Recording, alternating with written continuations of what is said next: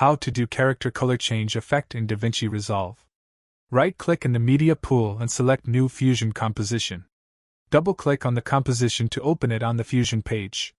Bring a Text Plus node and connect it to the media out.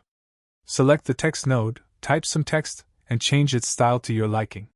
Right-click on the text area and choose Character Level Styling. Now go to the Modifiers tab, then in the viewer, select each character and change its color. Select the text node, press Shift plus space, search for color corrector, and add it.